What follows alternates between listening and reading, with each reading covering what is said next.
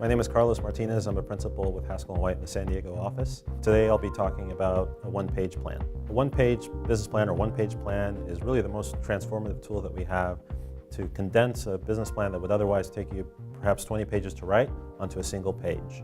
We'll start off with a big rectangle divided into 3 sections. The first step is to brainstorm where we are now in the business. And that really just means putting together your people and just naming off thoughts and ideas as far as where the business is now. So we list those out in this top left section here. So we'll just say, we'll label this now. And we might say things like sales are at X million dollars per year. So we'll say sales X mil per year. We might say that sales have been flat or possibly declining year over year. Sales flat or declining. And we might say that we continuously have complaints from our customers regarding quality. So quality poor. The next step is to really think about your vision as far as where you want the business to go in, say, 3 to 5 years. And so we would fill this box with some brainstorming thoughts around that. So we would label this where, as in where we want our business to go.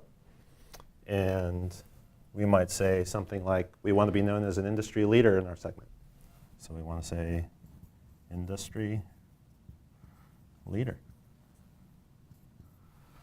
We might say that we want 50 or why not 100% revenue growth. Again, I'm just making things up as we go. So 100% revenue in 5 years. And we might say something like, we want our culture to be a reason why people want to come and have their career with us. So we want to improve our corporate culture. So focus on culture.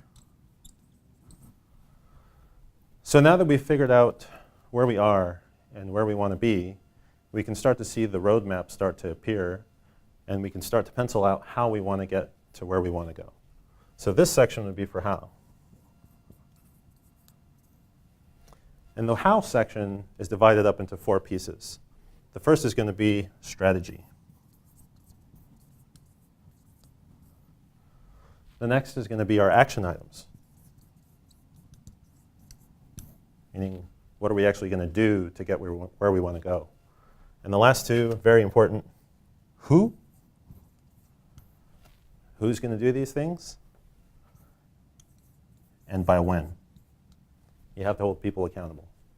So under the strategy section, in this scenario, again, making things up as we go, we might want to say that we want to address our quality issues, right? Because we can't position our company for growth until we take the sand out of the gears. So we might say address quality issues.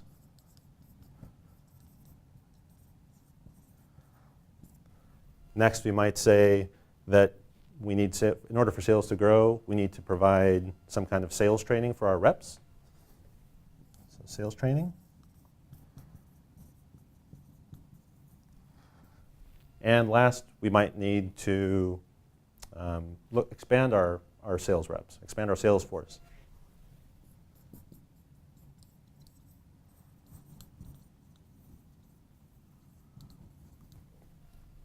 Now you notice I only have three strategies here. And there are other things that we could keep listing. You never want to have more than 5, because if you have more than 5, it's easy to lose focus and things don't get done.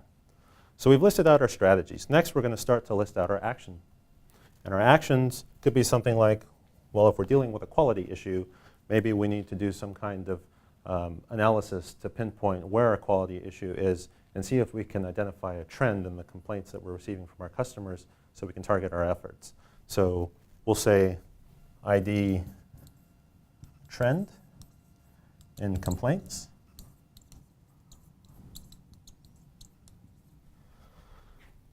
Sales training might be a matter of tasking a sales manager with identifying a tool or identifying some type of solution to deploy to the rest of our reps. So ID training solution.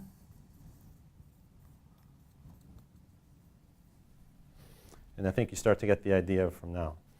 Expand our sales force, well, we can task the manager with that as well, or maybe we make it everybody's job.